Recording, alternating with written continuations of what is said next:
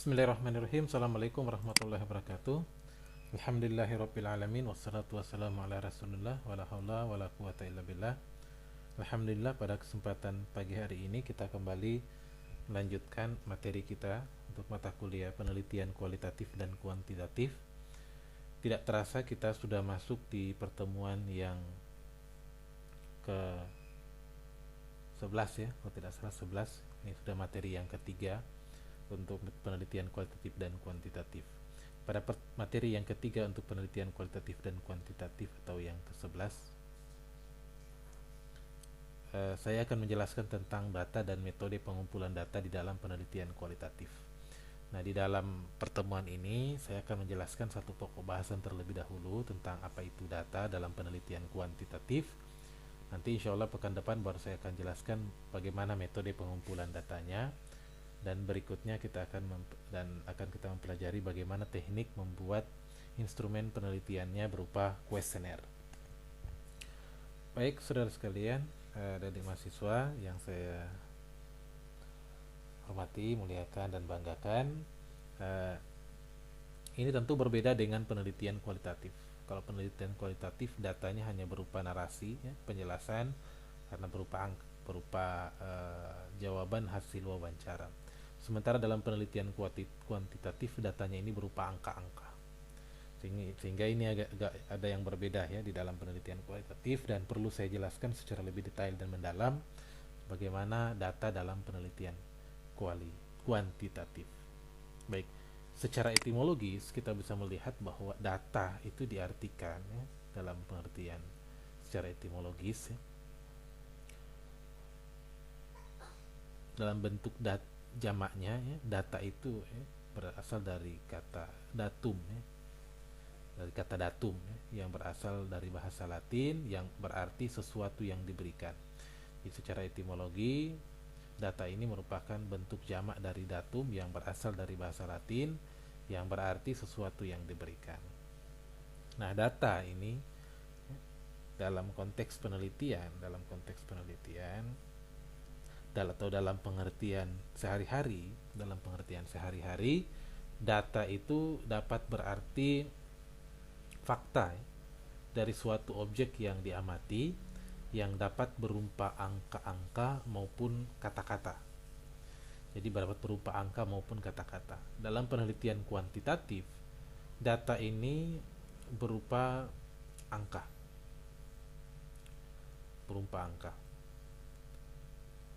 Sementara dalam penelitian kualitatif, data ini berupa kata-kata. Nah, itu bedanya. Ya. Dalam penelitian kualitatif, datanya berupa kata-kata, kalau kuantitatif berupa angka. Nah, data ini sekali lagi saya katakan adalah berupa fakta-fakta ya. Berupa fakta-fakta yang akan digunakan dalam penarikan kesimpulan. Jadi data itu yang di dalam penelitian kuantitatif atau kualitatif juga sama, yang merupakan fakta-fakta yang akan digunakan sebagai bahan untuk kemudian mengambil satu kesimpulan di dalam penelitian tentunya. Nah, data di sini itu merupakan kumpulan fakta yang diperoleh dari sesuatu pengukuran. Nah, masing-masing penelitian memiliki perbedaan-perbedaan di dalam pengukuran. Jadi tidak semua sama antara satu penelitian dengan penelitian yang lain. Kenapa? Karena sekali lagi bahwa data itu diukur berdasarkan konteks penelitiannya, model penelitian yang akan digunakan. Kalau penelitian kualitatif maka datanya berupa kata-kata. Sementara dalam penelitian kuantitatif datanya adalah berupa angka.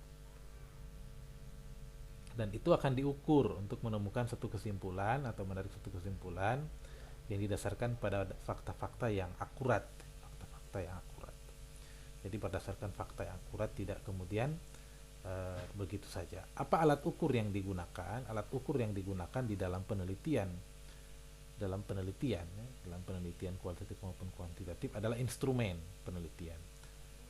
Yang membedakan adalah kalau dalam penelitian kualitatif instrumennya adalah peneliti sendiri, Sementara dalam penelitian kuantitatif instrumennya itu bisa berupa alat yang digunakan ya, apakah itu bentuknya kuesioner atau yang rata-rata yang menggunakan kuesioner kalau dalam penelitian kuantitatif. Untuk dalam penelitian sosial administrasi negara itu menggunakan kuesioner untuk mengukur sifat pendapat atau persepsi yang disampaikan oleh responden. Nah, alat ukur ini atau instrumen ini harus valid dan reliable.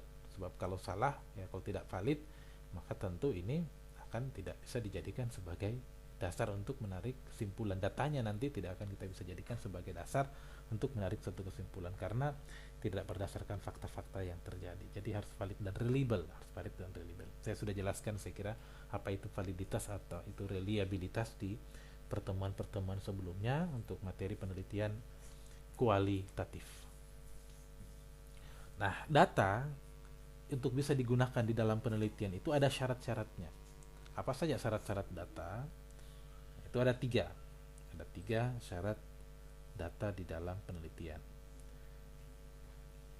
Agar kemudian data dapat dianalisis dan kemudian dapat ditafsirkan dengan baik, maka harus memenuhi kriteria ini, harus memenuhi syarat-syarat ini. Apa saja syaratnya? Yang pertama adalah objektif.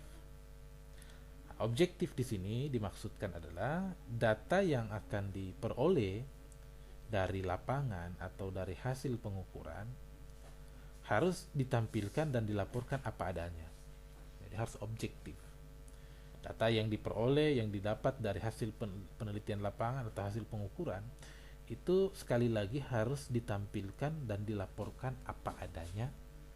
Tidak boleh dimanipulasi, tidak boleh diubah-ubah, harus sebagaimana adanya. Itu objektif, syarat data yang pertama. Data yang kedua itu harus relevan. Apa di sini yang dimaksud dengan relevan dalam data yang di penelitian? Itu dalam pengumpulan data dan menampilkan data itu harus sesuai dengan permasalahan yang sedang dihadapi atau diteliti. Jadi data yang Anda peroleh itu harus data yang sesuai dengan permasalahan yang sedang diteliti oleh Anda sebagai peneliti, bukan data yang lain. Yang ketiga harus up to date atau sesuai dengan perkembangan. Dari sini data yang diperoleh itu tidak boleh data yang sudah lama atau data yang sudah usang, yang sudah tidak berlaku lagi, tidak boleh digunakan. Jadi datanya harus data-data terbaru, data-data yang digunakan saat ini. Jangan ketinggalan zaman ya, atau yang data sudah ada yang baru, Anda pakai yang lama. Sehingga harus menyesuaikan dengan perkembangan. Makanya peneliti itu mesti up to date, mesti di-upgrade. Baik teori yang digunakan, sekali lagi saya sudah katakan di awal, ketika Anda melakukan review literatur, cari kebaruan referensi. Cari referensi-referensi baru, tujuannya untuk menemukan perkembangan keilmuan dan teori-teori baru. Yang sampai Anda meneliti ternyata ya yang sudah ditinggalkan atau mungkin sesuatu yang sudah tidak menarik lagi untuk ditelitikan. Kemudian representatif yang keempat, syarat data yang terakhir. Itu data harus diperoleh dari sumber yang tepat. Datanya harus diperoleh dari sumber yang tepat. Jangan dari sumber yang tidak tepat. Sumber yang tepat ini nanti kalau Anda mencari data sekunder, berarti data yang memang itu bisa dipertanggungjawabkan datanya bahwa itu memang data yang benar. Dan dia memang harus menggambarkan, data tersebut harus bisa menggambarkan kondisi apa adanya, kenyataannya. Tidak boleh dirubah-rubah. Nah, itu syarat-syarat data. Kalau berdasarkan jenisnya, itu data ada data kualitatif, ada data kuantitatif. Kalau berdasarkan jenisnya. Nah, di data kuantitatif, saya tidak bahas lagi kualitatif. Kalau data kuantitatif itu dinyatakan dalam bentuk angka. Kalau kualitatif kan Anda sudah tahu, kata-kata. Jadi kalau berdasarkan jenisnya, data ini ada dua, kuantitatif dan kualitatif. Dan dua-dua berbeda, tidak sama. Karena filsafat penelitiannya berbeda, paradigma penelitiannya berbeda. Filsafat penelitiannya berbeda, dasar penelitiannya berbeda, metodenya berbeda, semua berbeda, datanya juga berbeda. Nah, yang kalau di dalam penelitian kuantitatif, data yang dinyatakan dalam bentuk angka-angka atau jumlah-jumlah dan dapat diukur besar atau kecilnya.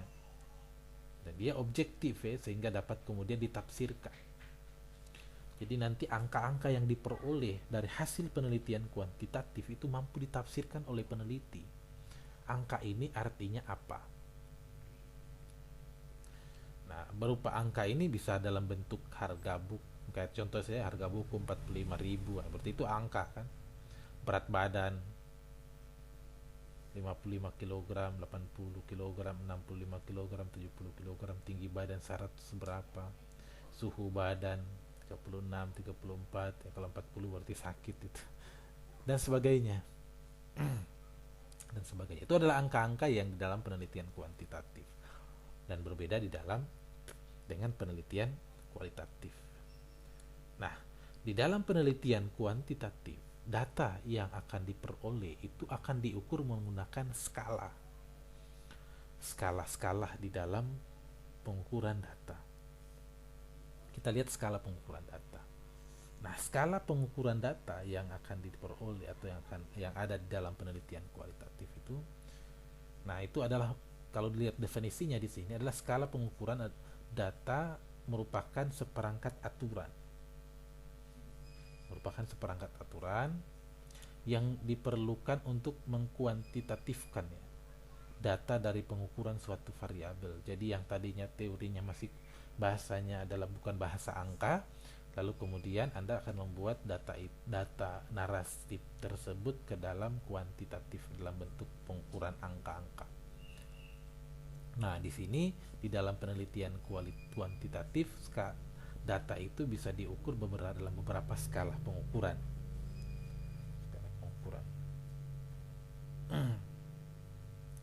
Nah, ini yang harus dipahami oleh kemudian harus bisa dipahami oleh peneliti dalam penelitian kuantitatif. Kenapa? Karena ketika nanti peneliti melakukan penelitian kuantitatif, maka dalam melakukan analisis statistik tentu akan ada perbedaan jenis data yang di sini akan berpengaruh ya terhadap pemilihan model atau alat uji yang akan Anda gunakan, yang nanti ada di analisis data. Nah, tidak sembarang jenis data dapat digunakan atau bisa diuji. Jadi tidak boleh sembarang. Jadi kita harus memahami dan mengetahui.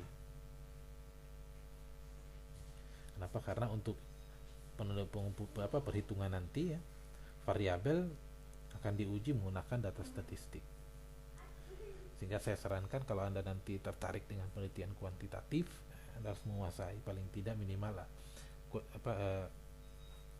Excel-nya. Tidak ya, Anda mesti belajar program softwarenya untuk menganalisis data kuantitatif. Nah, macam-macam skala pengukuran di dalam penelitian kuantitatif data ini, nah itu adalah ada skala nominal, ordinal, interval, dan rasio. Kita lihat satu persatu. Apa itu skala nominal? Nah, skala nominal ini dikatakan adalah skala yang ditetapkan berdasarkan pada pengelompokan. Jadi ditetapkan berdasarkan atas proses penggolongan yang bersifat diskrit dan saling pilah. Jadi skala nominal ini sebetulnya adalah skala yang berdasarkan pada pengelompokan atau pengkategorian peristiwa-peristiwa atau fakta-fakta, dan apabila menggunakan notasi angka, ini harus sama sekali tidak menunjukkan perbedaan kuantitatif, melainkan hanya untuk menunjukkan perbedaan secara kualitatif. Jadi yang dikatakan di sini adalah Anda harus bisa melihat bahwa dalam skala nominal ini bentuknya adalah penggolongan atau pengkategorisasian.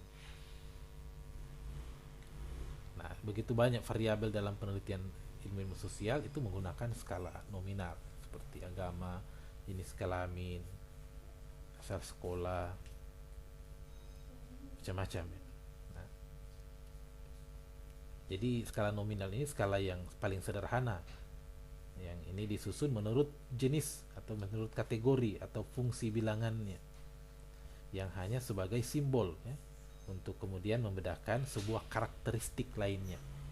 Di agama otomatis merupakan sebagai simbol yang membedakan dengan sebuah karakteristik lainnya. jenis kelamin laki-laki perempuan, tempat tanggal lahir atau sekolah dan lain sebagainya. Dengan skala nominal ini hanya bisa membedakan benda atau peristiwa yang satu dengan yang lainnya berdasarkan nama predikatnya itu tadi ya, predikat-predikatnya. Nah, di skala nominal ini sekali lagi itu bisa digunakan untuk mengklasifikasikan berbagai macam objek individual atau kelompok-kelompok dalam bentuk kategori. Kemudian pemberian angka atau simbol pada skala nominal di sini itu tidak memiliki maksud secara kuantitatif, namun hanya menunjukkan ada atau tidaknya atribut atau karakteristik pada objek yang akan diukur. Misalnya laki-laki pakai kode 1, perempuan pakai kode 2, dan seterusnya. Itulah skala nominal ya.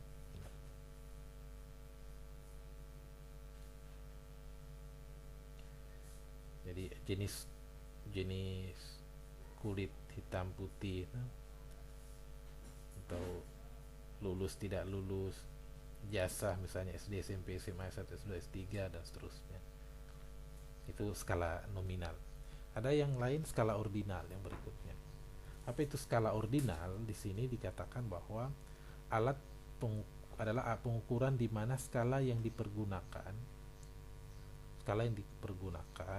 disusun berdasarkan atas jenjang dalam atribut tertentu, sehingga penyusunan disusun secara terurut dari yang rendah sampai yang tinggi menurut suatu ciri tertentu. Namun aturan urutan atau ranking yang satu dengan yang lainnya tidak mempunyai jarak yang sama. Nah, tidak mempunyai jarak yang sama. Seperti apa ini? Nah, skala ordinal ini biasanya banyak digunakan dalam penelitian sosial dan pendidikan, terutama berkaitan dengan pengukuran kepentingan, persepsi, motivasi, atau sikap. Nah, apabila mengukur sikap responden terhadap suatu kebijakan tertentu, misalnya kebijakan apa ya, responden dapat diurutkan dalam mulai dari sangat setuju, tidak setuju, sampai sekarang setuju. Jadi dia modelnya seperti itu. Kalau tadi yang pertama berbeda dengan yang ini, kalau tadi berdasarkan ya nominalnya, kalau ini tidak, beda. Jadi dibuat urutan supaya bisa menentukan jarak satu dengan yang lainnya terhadap persepsi pendapat tentang sesuatu hal, itu menggunakan skala ordinal. Misalnya juga kita bisa mengukur tingkat kepuasan terhadap pelayanan, sangat puas, angka berapa, 5 misalnya, 4 puas, 3 kurang puas, tidak puas, dan sangat tidak puas. Itu adalah skala ordinal.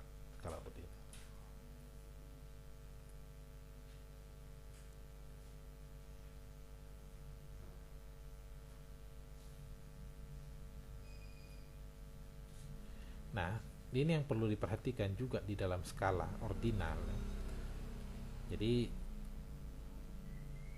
yang perlu diperhatikan dari karakteristik skala ordinal ini, meskipun nilainya sudah memiliki batas yang jelas di sini, tetapi belum ada jarak atau selisih, karena 5, 4, 3, 2, 1 itu tidak ada jarak, tidak ada selisih. Ya, kita tidak tahu berapa jarak kepuasan dari tidak puas ke kurang puas. Misalnya jarak puas dari tidak puas ke kurang puas itu bagaimana? Nah, dengan demikian maka walaupun sangat puas kita beri angka 5 dan sangat tidak puas kita beri angka 1, kita tidak bisa mengatakan bahwa kepuasan yang sangat puas 5 kali lebih tinggi dibandingkan yang sangat tidak puas. Nah, itu dia, itu yang harus perhatikan. Sebagaimana halnya kalau pada skala-skala nominal ya. Nah, kalau pada skala-skala nominal itu sudah jelas. Kalau pada skala ordinal kita juga tidak dapat menerapkan operasi matematika standar ya. Kenapa? Karena memang di sini pengurangan penjumlahan perkalian. Di sini akan mencoba melihat saja, mendeskripsikan saja ya, sehingga nanti di dalam skala ya peralatan statistik yang sesuai dengan skala ordinal ini, jadi itu skala alat-alat yang berbasiskan atau berdasarkan jumlah dan proposisi ya. seperti modus, distribusi frekuensi, TDF itu ya.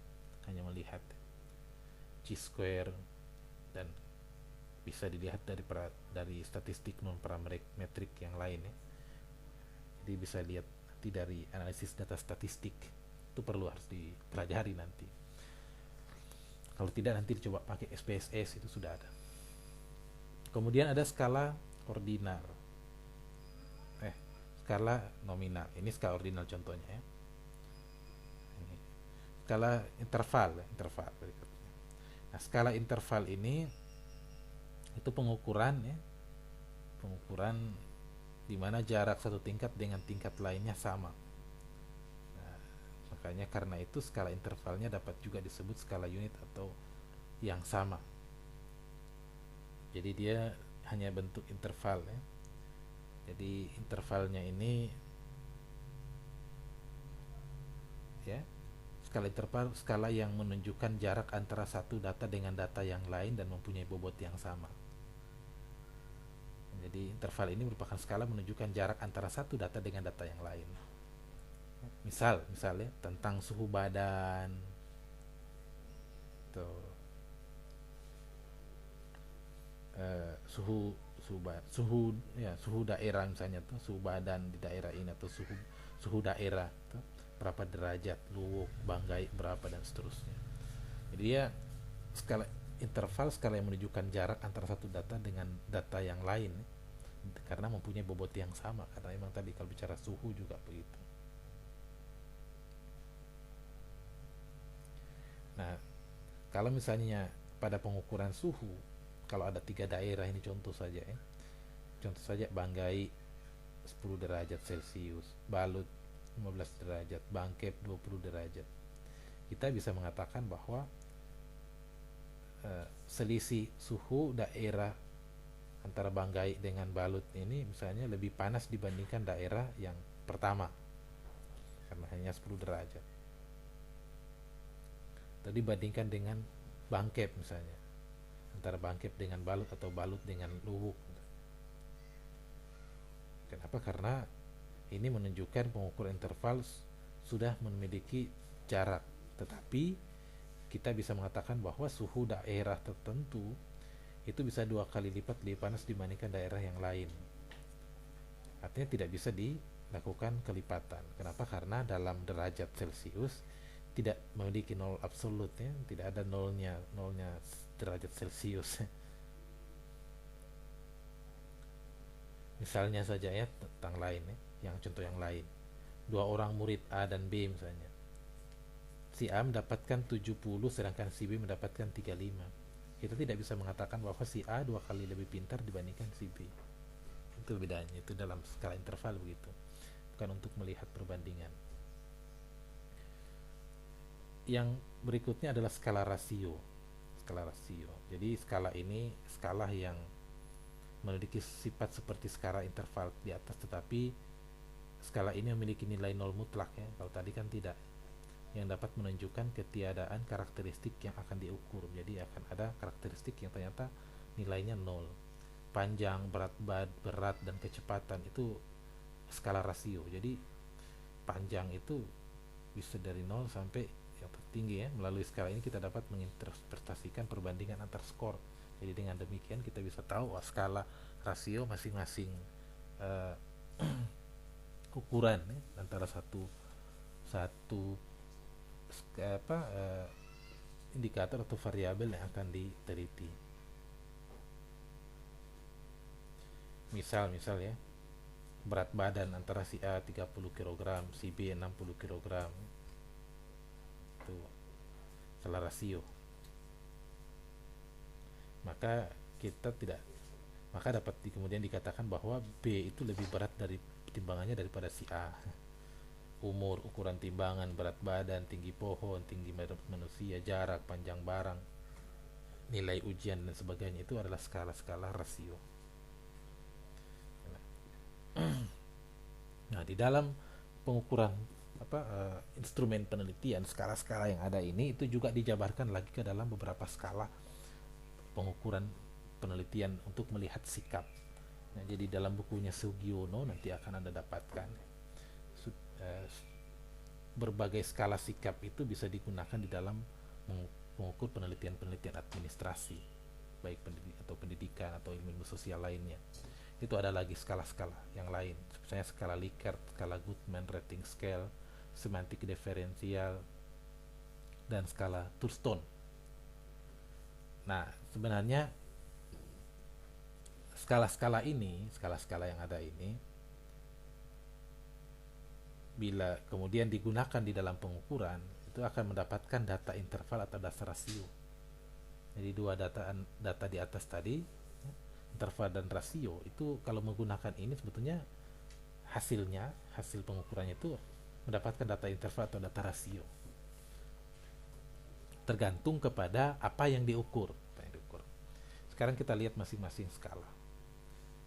Apa yang diukur di skala Likert? Skala Likert ini skala yang digunakan untuk mengukur persepsi. Persepsi ini pendapat, bisa sikap atau pendapat seseorang atau kelompok mengenai sebuah peristiwa atau fenomena sosial berdasarkan definisi operasional yang telah ditetapkan oleh peneliti. Jadi peneliti akan menetapkan definisi operasional variabel penelitiannya, lalu kemudian dari situ akan dilihat apa yang akan diukur oleh si peneliti. Nah, skala Likert ini itu hanya mengukur persepsi. Kalau persepsi itu bisa benar bisa salah, namanya juga persepsi. Bisa benar bisa salah tergantung dengan apakah responden yang kita jadikan sebagai orang untuk melakukan untuk menilai itu adalah orang yang tepat, orang yang mengetahui tentang apa yang kita teliti. Kalau itu persepsinya bisa benar. Nah, yang bisa keliru apabila orang yang kita jadikan sebagai responden adalah orang yang sebetulnya tidak secara lebih lengkap mengetahui peristiwa atau hal-hal yang akan fenomena-fenomena yang kita akan telitikan. Ya, sehingga berdasarkan sudut pandang yang ia peroleh itu yang akan dia berikan jawabannya. Jadi bisa benar bisa salah. Benar menurut dia tapi salah menurut pandangan orang lain yang sebetulnya mengetahui tentang permasalahan-permasalahan secara lebih gamblang lengkap tentang yang dia telitikan. Nah, itu yang membedakan kalau kita mengukur persepsi. Sehingga kalau persepsi ini sekali lagi ini bisa positif, bisa benar, bisa salah. Sesuatu yang dikatakan benar ya belum tentu benar bagi yang lain, karena tergantung sudut pandang seseorang dalam memberikan penilaian. Orang menilai tentang si A, ketika yang menilai adalah orang yang berbeda sikap, berbeda atau tidak suka sama si A, maka dia akan memberikan jawaban yang berbeda dengan orang lain yang biasanya dekat dengan si A tadi itu. Orang yang dekat, kemudian tidak ada persoalan pribadi. Tapi kalau orang yang tidak suka, pasti akan memberikan penilaian yang tidak bagus kepada si A. Nah, itulah persepsi, bisa benar bisa salah. Nah, skala ini merupakan suatu skala psikometrik yang biasa diaplikasikan dalam angket dan paling sering digunakan untuk riset yang berupa survei. Nah, penelitian-penelitian survei tentang pelayanan, tentang kepuasan, tentang kinerja, tentang kepemimpinan, macam-macam ya. Termasuk penelitian survei deskriptif. Survei deskriptif ini adalah survei yang hanya menggambarkan, mendeskripsikan satu variabel penelitian. Nah, dengan skala Likert ini maka variabel akan diukur, dijabarkan menjadi indikator variabel. Nah, ini yang harus diperhatikan oleh peneliti nanti kalau menggunakan skala Likert. Ketika peneliti sudah menetapkan skala Likert untuk mengukur variabel penelitiannya, maka dari variabel tersebut akan dijabarkan ke dalam indikator variabel. Anda akan lihat indikator-indikator variabel itu di dalam penelitian. Kalau buka-buka skripsi yang sebagaimana saya contohkan sebelumnya di metode penelitian sosial, saya sempat bawa Anda untuk melihat skripsi. Itu kan ada variabel, sub-variabel, indikator. Nah, itu yang harus dijabarkan ke dalam penelitian. Kemudian indikator tersebut baru dijadikan sebagai dasar untuk menyusun item-item instrumen penelitian yang bisa berupa pertanyaan atau bisa berupa pernyataan. Jadi di dalam penelitian di dalam skala Likert ini, peneliti bisa menggunakan instrumen penelitian apakah berupa pernyataan atau pertanyaan. apakah pertanyaan atau pernyataannya itu adalah bersifat positif atau bersifat negatif pernyataannya. Jadi kan ada kalimat negatif, ada kalimat positif. Nah, itu tergantung penelitinya mau pakai yang mana. Mau pakai yang mana. Apakah pakai kalimat positif atau pakai kalimat negatif. Kalau pakai kalimat positif, sangat setuju itu adalah angka yang paling tinggi. Sangat tidak setuju adalah angka yang paling terendah atau 1. Tetap punya nilai. Tidak ada 0 di sini. 1 sampai yang paling tinggi. Tapi kalau positif semakin tinggi maka semakin tinggi nilainya. Tapi kalau pernyataan negatif maka yang paling tinggi itu adalah 1. Itu bedanya. Nah, jawaban setiap item instrumen yang menggunakan skala Likert mempunyai gradasi yang sangat positif sampai sangat negatif. Penilaiannya seperti ini, ada setuju. Kalau yang positif, ini tadi sangat setuju itu paling tinggi. Misalnya, yang paling tidak setuju itu paling rendah. Tapi kalau yang negatif, itu yang setuju itu yang harusnya nilainya tinggi itu jadi yang nilainya rendah. Jadi tergantung pertanyaan atau pernyataannya. Jadi nanti dilihat kalau pertanyaan atau pernyataannya positif, maka yang paling tinggi itu adalah yang paling bagus nilainya. Jangan sampai dibalik, pernyataannya negatif, jawabannya untuk yang positif, atau sebaliknya, yang positif tapi jawabannya negatif. Itu harus diperhatikan ketika menyusun instrumen penelitian. Karena apa? Karena salah dalam menentukan, maka salah pula hasilnya.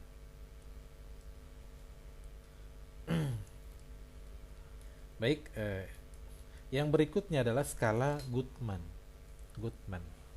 Skala Goodman ini itu skala pengukuran dengan tipe ini untuk mendapatkan jawaban yang tegas. Jadi kalau tadi jawabannya sampai sangat setuju, puas, sangat puas, kurang puas, sangat tidak puas, itu Likert. Kalau di dalam skala Goodman jawabannya tegas. Ya atau tidak, benar atau salah, pernah atau tidak pernah, positif atau negatif, dan lain-lain. Jadi jawabannya tegas penelitian dan menggunakan skala Goodman ini. Jadi tidak ada pilihan jawaban banyak. Pilihannya cuma 2, ya atau tidak. Berbeda dengan Likert yang kalau kita lihat sampai intervalnya sampai besar ya. Setuju, sangat setuju, tidak setuju, kurang setuju, ragu-ragu mungkin, dan seterusnya. Jadi kalau di Goodman dia tegas. Nah, penilaian menggunakan skala Goodman ini dilakukan bila ingin mendapatkan jawaban tegas terhadap suatu permasalahan yang dinyatakan apakah ya atau tidak. Itu menggunakan skala Goodman. Jadi di sini dalam bentuknya dibuat dalam bentuk pilihan ganda, dalam bentuk checklist, atau misalnya langsung melingkari jawaban-jawaban yang sudah ada. A ya, B tidak, misalnya A benar, C salah, A pernah, B tidak pernah, A positif, B negatif. Ya, itu pilihan jawaban skala Goodman. Bagaimana pendapat Anda bila ada orang menjabat sebagai kepala desa ya, di tempat Anda? Atau misalnya bagaimana pendapat Anda tentang kepemimpinan si A? Baik atau tidak baik? Ya, pilihannya hanya 2 itu. Itulah skala Goodman. Yang berikutnya adalah skala diferensial. Apa itu skala diferensial? Ini skala untuk mengukur sikap, tetapi bentuknya bukan pilihan ganda maupun checklist, tetapi tersusun dalam satu garis kontinu. Berbeda dengan Likert. Likert mengukur sikap, tetapi bentuknya adalah pilihan dalam bentuk pernyataan yang bisa di checklist. Kalau tadi Goodman adalah pilihan ganda, kalau Likert checklist, kalau ini tidak. Dia bentuknya garis kontinum, hampir sama dengan mengukur analisis SWOT. Nah, kuesioner SWOT ini sama dengan ini, pakai garis kontinum. Jadi kalau nanti menggunakan analisis SWOT sebetulnya sama. Atau menggunakan analisis hierarki proses juga sama. Dia pakai garis kontinum, di mana jawaban yang sangat positif terletak di bagian kanan, jawaban yang sangat negatif terletak di bagian kiri, atau sebaliknya. Data yang diperoleh melalui pengukuran dengan skala semantik diferensial adalah data interval. Skala bentuk ini biasanya digunakan untuk mengukur sikap atau karakteristik tertentu yang dimiliki seseorang. Sama, tentang sikap, karakteristik, persepsi. Modelnya kayak begini. Mengenai gaya kepemimpinan, bersahabat, paling tinggi 5, 4, 3, 2, 1. Tidak bersahabat. Jadi nanti Anda terserah pilih yang mana. Jadi dia bentuknya adalah, kalau yang tadinya ini kontinum, garisnya kontinum. Tapi kalau yang Likert atau yang Goodman itu kan beda. Kalau SWOT begini modelnya, memberi pujian, mencela, paling rendah. Ya, Anda pilih yang mana ini? Ini contoh saja ya, orang melakukan penilaian contoh. Inilah modelnya skala diferensial paling. Kalau nanti Anda melakukan penelitian, ada rating scale. Apa itu rating scale? Data-data yang diperoleh melalui 3 macam skala yang dikemukakan di atas adalah data kuantitatif. Kalau ini yang dikuantitatifkan, kalau ini berbeda. Data yang dari angka kemudian ditafsirkan ke dalam pengertian secara naratif. Kalau tadi yang ada isinya adalah dari kalimat indikator-indikator ditafsirkan ke angka dan akan kemudian dijelaskan lagi dalam penafsirannya. Kalau ini tidak, berbeda dengan yang sebelumnya. Ini dia lebih fleksibel karena tidak saja untuk mengukur sikap tetapi juga digunakan untuk mengukur persepsi responden terhadap fenomena lingkungan. Masih banyak lagi ya. Seperti skala pengukur status sosial, ekonomi, pengetahuan, kemampuan dan lain-lain. Contohnya seperti ini. Penataan meja kerja sehingga arus kerja menjadi pendek intervalnya. Yang paling tinggi 4, 3, 2, 1. Itu ada jawabannya. 4 itu apa? Dan seterusnya. Itu menggunakan skala rating scale. Menggunakan rating scale. Kalau yang 4 misalnya tata ruangnya itu sangat baik, 3 itu bila tata ruang tidak cukup baik, dan yang paling terakhir 1 itu bila tata ruang sangat tidak baik. Jadi orang akan melingkari yang mana. Ini pernyataan yang ada di dalam skala rating scale.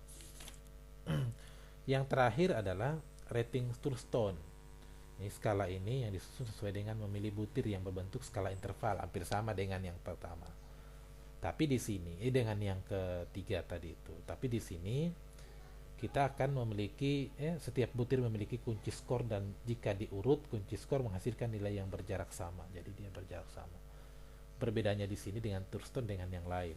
Kalau skala Thurston dibuat dalam bentuk sejumlah banyak pernyataan 40-50 yang relevan dengan variabel yang hendak diukur. Kemudian sejumlah orang akan menilai 20-40 relevansi pernyataan itu dengan konten atau konstruk yang hendak diukur. Jadi 50 pertanyaan tidak semua akan dijawab 20-40 yang sesuai. Kenapa? Karena yang sesuai saja ya. Kayak misalnya Anda ditanya sesuatu yang di checklist seperti ini, dia modelnya seperti ini, atau ada daftar checklist lalu kemudian Anda akan mengisi sesuai dengan apa yang Anda ketahui. Yang Anda tidak tahu tidak usah isi. Itu terus-terusan biasa. Ada 50 pernyataan lalu kemudian Anda cek isi kolom-kolom kosongnya mana yang akan di checklist seperti ini. Ini yang positif dan yang paling negatif. Contoh saja, tapi Anda nanti bisa melihat di buku-buku metode penelitian yang lain, Sugiono dan yang lain-lain, itu banyak sekali contoh-contoh penelitian yang bisa Anda jadikan sebagai rujukan referensi untuk memahami skala-skala pengukuran variabel penelitian. Insya Allah di pertemuan depan saya akan jelaskan bagaimana membuat instrumennya. Tetapi yang paling penting dulu adalah skala pengukuran variabel harus Anda pahami. Dan kalau Anda sudah memahami skala pengukuran variabel penelitian, mudah nanti ketika menentukan pada saat penelitian skala apa yang tepat yang saya gunakan di dalam penelitian. Saya kira itu yang dapat saya sampaikan. Apabila ada pertanyaan silahkan diajukan melalui grup yang tersedia. Terima kasih. Mohon maaf apabila ada kekurangan. Assalamualaikum warahmatullahi wabarakatuh.